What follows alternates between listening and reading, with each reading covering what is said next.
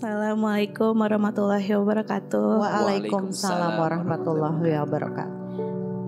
Perkenalkan Ustadz, nama saya Naili Ramadanti, biasa dipanggil Celili. Saya bekerja sebagai konten kreator. Izinkan saya membagikan cerita Ustadz. Saya anak ketiga dari 6 bersaudara, tapi dengan ibu yang berbeda. Ayah saya menikah sebanyak 3 kali. Namun sekarang ayah saya sedang sakit kanker stadium akhir dan sudah tidak bisa berjalan Ustadz.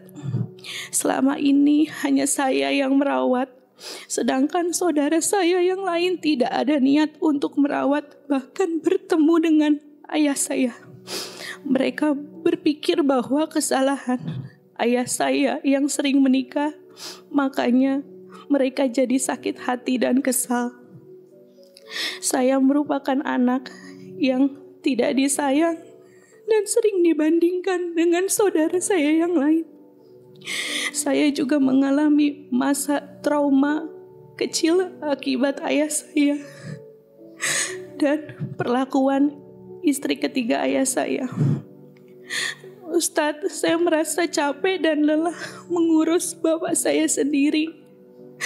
Ayah saya selalu menginginkan anak-anak kumpul untuk yang terakhir kali. Ustadz, pertanyaan saya, bagaimana hukum anak yang tidak berbakti kepada orang tua akibat sakit hati dengan orang tua di masa lalu? Lalu bagaimana Ustadz saya bisa ikhlas mengatur perasaan saya dengan kewajiban saya sebagai anak untuk merawat ayah saya? Karena saya sangat lelah mengurus sendiri. Tidak ada kabar dari saudara-saudara saya Ustadz.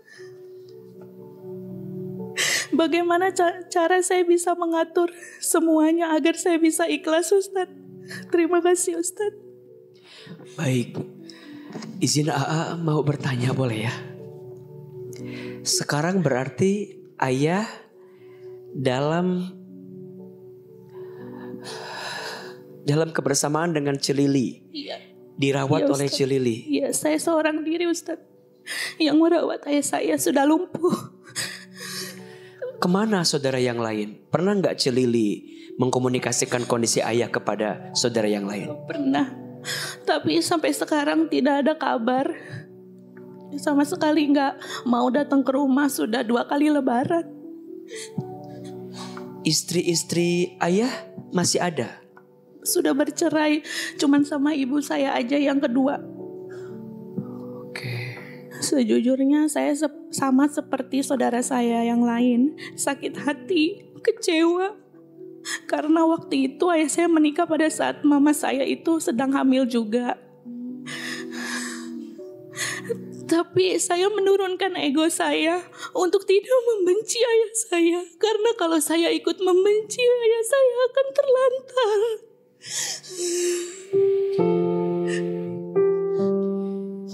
Bunda,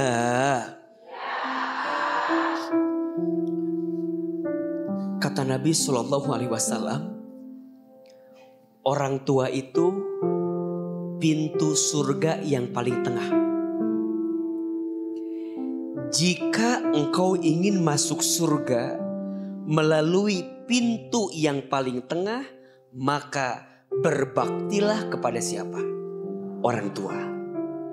Coba Bunda bayangkan, pemirsa bayangkan.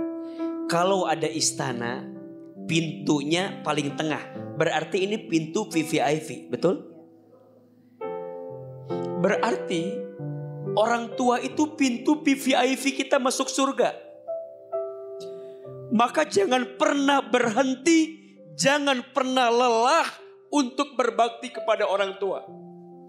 Satu kali disebutkan dalam hadis yang lain, Nabi SAW menyampaikan, rogima anfuh, rogima anfuh, rogima anfuh.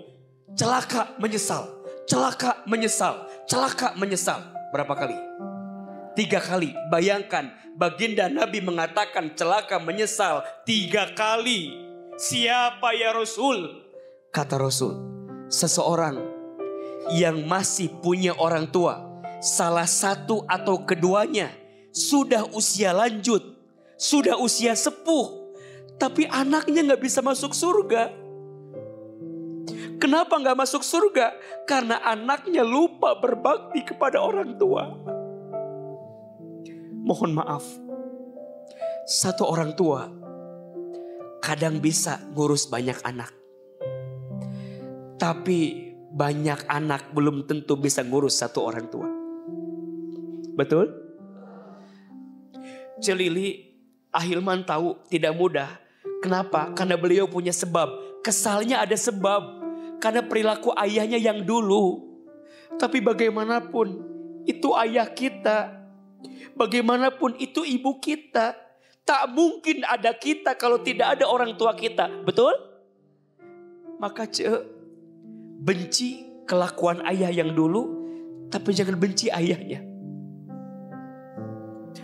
Belajar ya para ayah jadi ayah yang baik. Kenapa? Ayah tuh teladan. Ayah tuh role model. Ayah tuh contoh. Dan anak itu peniru terbaik. Apa yang ayahnya lakukan, itu yang anaknya pahamkan dalam dirinya. Maka ayah harus mengajarkan sesuatu yang baik. Jangan kemudian menyimpan luka, trauma kepada anak di kemudian hari. Orang tua itu kunci ridhonya Allah. Ridullah fi ridul walidain, wasuhtullah fi suhtil walidain. Ridhonya Allah tergantung ridhonya orang tua. Murka bencinya Allah tergantung murka benci orang tua. Marah wajar, kesel wajar, kecewa wajar, tapi di hati siapkan ruang memaafkan agar tetap ada kebaikan yang Allah hadirkan. Insya Allah. Semoga Celili Allah kuatkan, dan ayah beliau yang sedang sakit semoga Allah berikan kebaikan, dan untuk saudaranya semoga Allah lembutkan hati dan bisa sama-sama mengurus ayah yang sedang sakit. Amin ya rabbal alamin. Nama saya Widi Dwinanda, seorang presenter juga. Dan mau sedikit cerita, sebenarnya ini adalah tahun kedua saya tanpa suami. Saya menikah tahun 2017, lalu kami mengarungi bahtera rumah tangga dengan banyak kolaborasi dalam berkesenian karena saya juga seorang seniman, begitupun dengan suami saya. Almarhum adalah seorang musisi. Kami sering sekali berkolaborasi dalam bidang seni. Namun pada tahun 2023 ujian datang kepada keluarga kecil kami, di mana suami saya ternyata menderita kanker.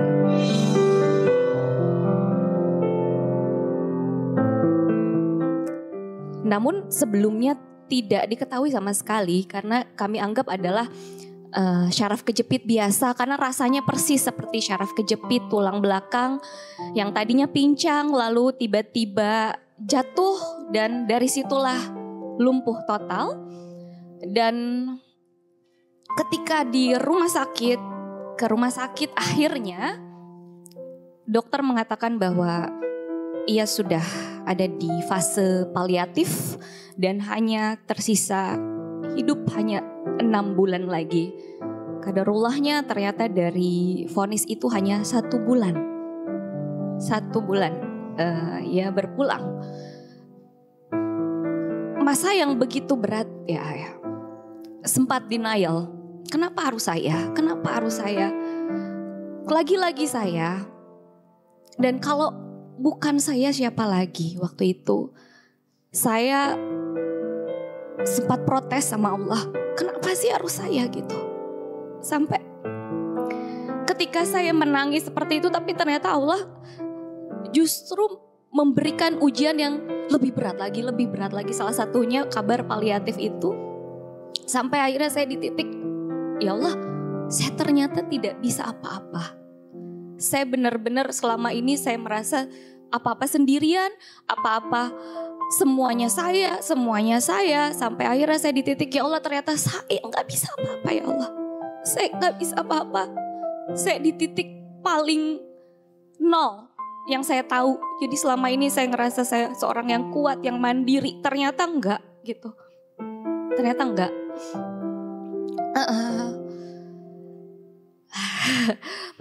Dan ajaibnya ketika saya justru merasa di titik terendah adalah berbagai kemudahan ternyata begitu banyak saya rasakan yang tidak masuk akal.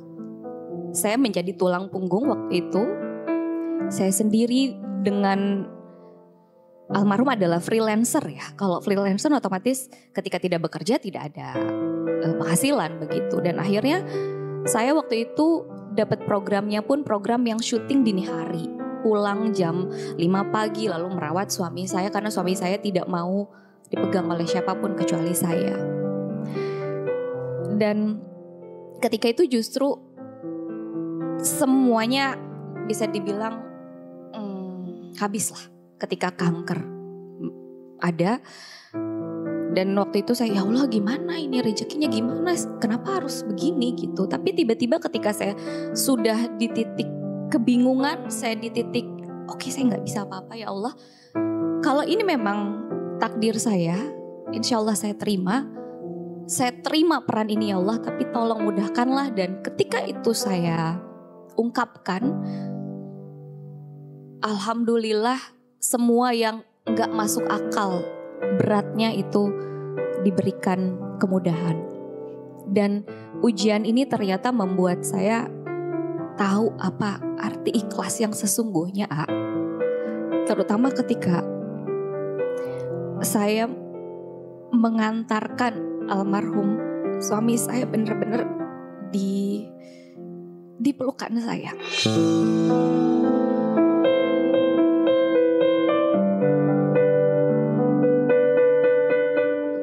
Yang ingin saya tanyakan adalah, apakah saya kurang sabar lagi? Coba saya bisa lebih sabar lagi. Atau mungkin seandainya saya begini, seandainya saya begini. Bagaimana caranya saya bisa lebih tenang hatinya, melepaskan benar-benar di titik yang paling ikhlas ini yang terbaik buat saya dan juga almarhum. Terima kasih. Bicara tentang ikhlas. Belajarlah ikhlas dari surat Al-Ikhlas. Namanya surat apa? Al-Ikhlas. Tapi di dalamnya tidak ada kata-kata ikhlas. Betul? Qul huwallahu ahad. Allahus samad. Lam yalid walam yulad walam yakul lahu kufuwan ahad. Namanya surat apa? Al-Ikhlas. Apakah ada kata ikhlas? Tidak ada. Itulah ikhlas. Ikhlas itu saat melepas segala sesuatu, kembali kepada yang ahad, kembali kepada Allah satu-satunya. Kita sayang sama orang yang kita cintai. Tapi mohon maaf, orang yang kita cintai ini diciptakan oleh siapa? Allah. Pertanyaannya, Allah yang menciptakan orang yang kita cintai, sayang atau tidak? Kira-kira lebih sayang kita atau lebih sayang Allah yang menciptakannya?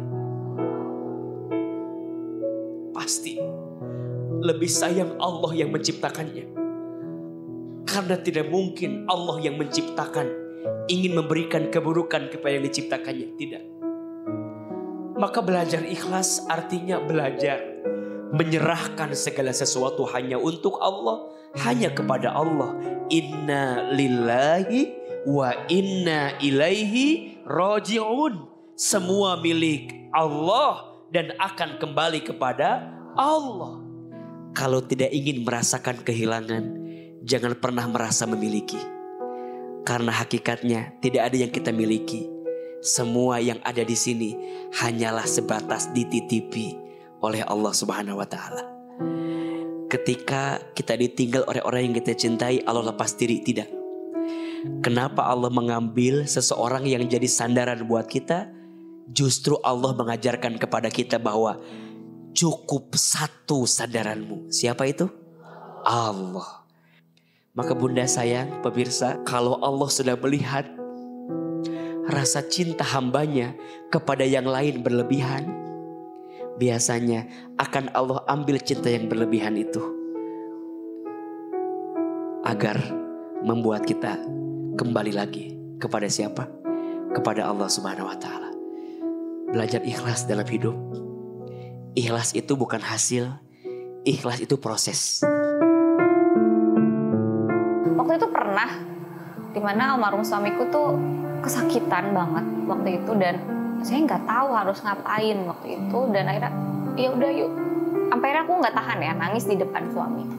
Tapi di titik itu adalah dia bilang, Teteh jangan nangis.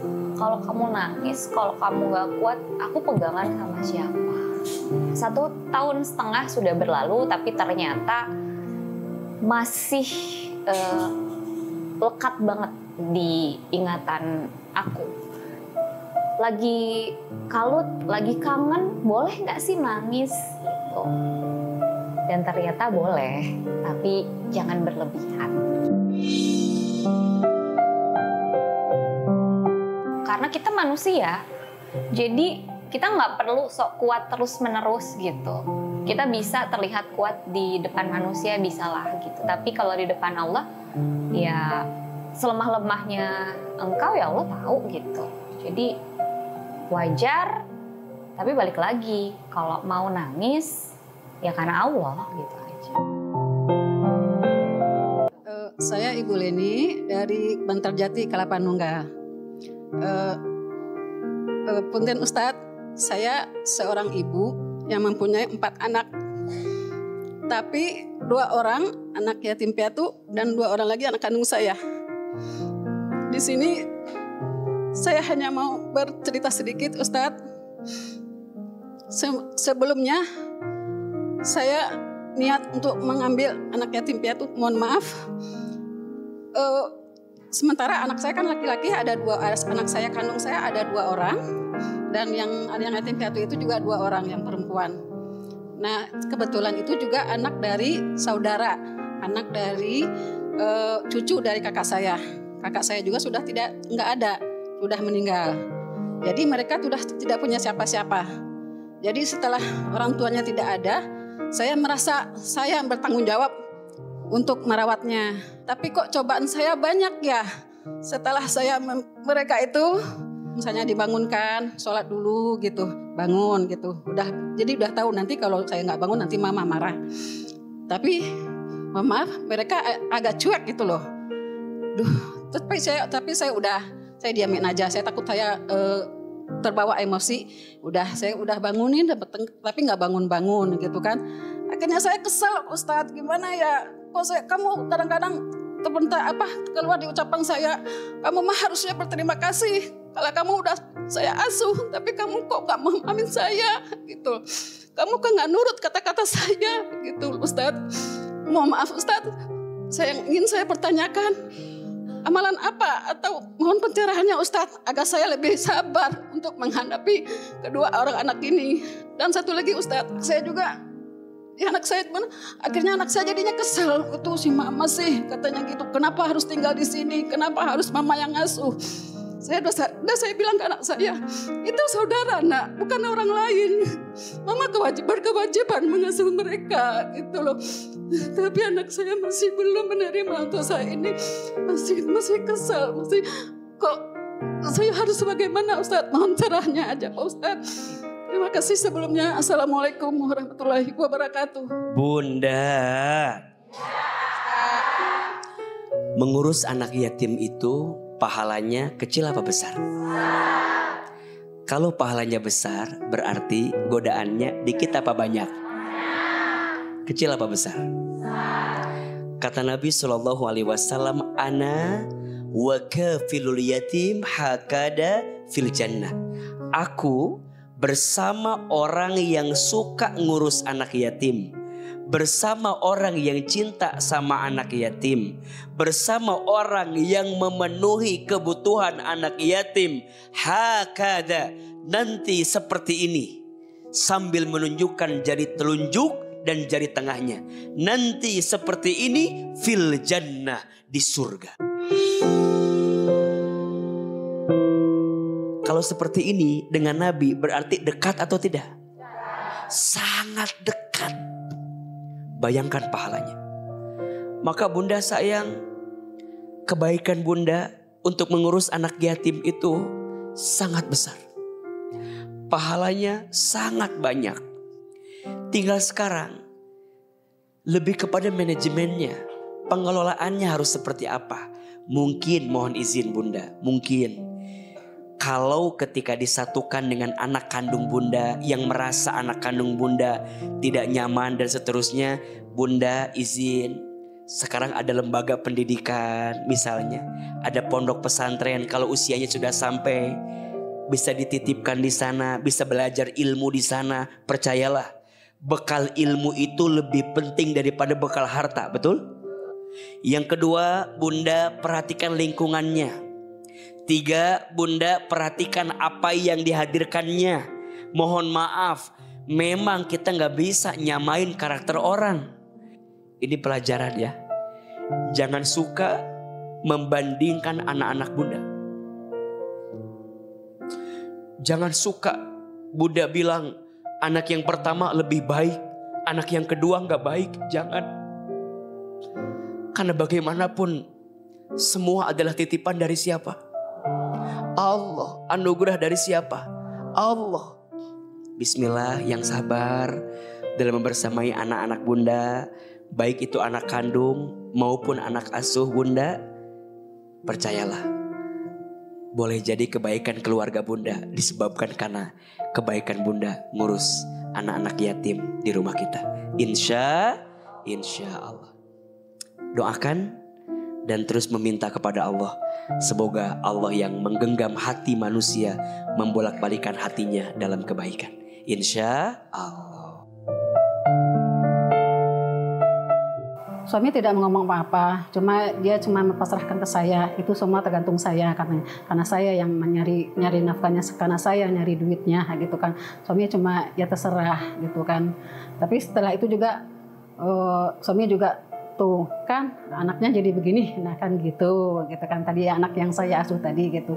Penyesalan sih mungkin ada penyesalan, tapi saya kembali lagi, mungkin ini udah takdir saya, mungkin ini udah jalan hidup saya, tenang, lebih lega gitu. Jadi saya tadinya mungkin emosi saya agak ini, tapi mendengar ceramah Ustadz Hilman, saya itu merasa ada ketenangan gitu. Sepucuk surat untuk Ustadz, dan saya akan mencoba untuk membacakan kepada pemirsa yang ada di rumah dan juga bunda-bunda. Waduh, panjang nih. Iya. AA izin ya dibacakan. A, ini pengirimnya adalah Anissa, asalnya dari Depok. Assalamualaikum Ustadz, perkenalkan namaku Anissa. Izinkan aku menceritakan permasalahan hidupku yang selalu mengganjal di pikiranku. Ustadz, dalam waktu dekat ini aku akan dikaruniai anak ketiga. Namun perjalanan pernikahanku tidaklah semulus itu. Selama 11 tahun menjalani rumah tangga, aku telah menghadapi ribuan cobaan. Suamiku yang seharusnya menjadi pelindung justru menjadi sumber luka. Dia pernah melakukan KDRT terhadapku, masuk penjara, pemabuk, dan pembohong. Semua itu aku terima prosesnya. Aku selalu memaafkan kesalahannya Ustadz. Aku selalu berusaha membantu dia untuk berubah. Namun tepat di tahun ke-10 pernikahan kami, suamiku kedapatan selingkuh dengan teman kerjanya. Saat itu aku merasa hancur. bahkan hampir.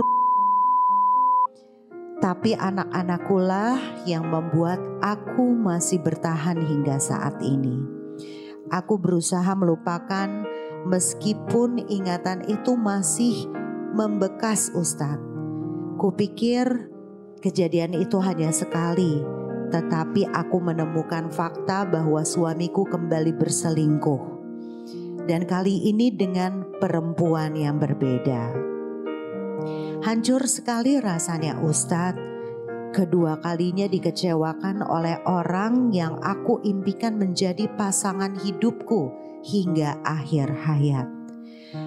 Apa langkah yang harus aku ambil, Ustadz? Apakah aku harus bertahan dalam situasi yang membuat mentalku hancur? Atau apakah diperbolehkan untuk berpisah dalam keadaan aku sedang hamil? Mohon pencerahannya, Ustadz, karena aku sudah lelah. Wassalamualaikum warahmatullahi wabarakatuh. Bunda, untuk Bunda Anissa yang sudah mengirimkan surat untuk AA, terima kasih. Lagi-lagi kita hanya bisa membaca dan mendengar dari apa yang Bunda tuliskan. Mohon maaf, suami beliau tadi pemabuk, KDRT, selingkuh, apalagi pembohong. Saya kalau ditanya apa langkah selanjutnya, tinggalkan. Bisa nggak kita minta hak untuk berpisah? Bisa, boleh. Jangan menghancurkan hidupmu karena satu orang yang menyakitimu. Dia mau berubah, mau memperbaiki diri. Ada i'tiqad untuk memperbaiki diri. Ada kemauan memperbaiki diri. Mau berubah, yuk bismillah. Tapi kalau berkali-kali udah nista maja utama, udah nyakitin, hianatin, bohongin, zolimin, mau nunggu apa lagi? Iya, tapi ini lagi mengandung. Mohon maaf, tidak ada hubungan. Ya gini, tidak ada hubungan mantan anak, mantan ayah, mantan ibu, betul? Itu akan terus melekat terus. Tapi mohon maaf, jangan kemudian dalam kondisi hamil itu malah kita tersakiti. Dan khawatirnya yang terganggu siapanya? Bayi janin yang sedang dikandungnya, betul? Hati-hati, 4 bulan kandungan ke atas itu kondisi yang sangat rawan. Disitulah Allah membentuk rupanya, membentuk tubuhnya, membentuk organnya. Bahkan Allah pun membentuk seperti apa rizki daripada anak tersebut. Sekarang bayangin, lagi mengandung, dalam keadaan sakit, tersakiti, apakah mungkin kita bisa bahagia? Kalau ibunya gak bahagia, apakah mungkin janinnya akan baik-baik saja? Ini yang AA khawatirkan. Maka mohon maaf, jangan sampai membiarkan hati untuk terus berada pada zona yang disakiti. Kita punya hak kok untuk membela diri. Tinggalkan yang menyakitimu. Siapkan hati untuk yang mencintaimu. Iya kan? Iya kan? Tinggalkan yang toksik. Siapkan ruang buat yang asik. Bismillah, AA bukan ngajarin untuk pisah ya. Tapi karena kondisi suratnya cukup mengenaskan buat saya. Karena ibu-ibu kalau ada di kondisi yang surat tadi gimana kira-kira? Pergi atau enggak? Lari? Tetap komunikasi, ngobrol. Kali aja setelah mendengar tayangan ini bisa berubah. Dan suami mau memperbaiki diri. Dan ingat ya, jangan selalu menyalahkan pihak yang lain. Mungkin juga kenapa suami berbuat seperti itu, mungkin juga karena ada yang kurang dalam diri kita.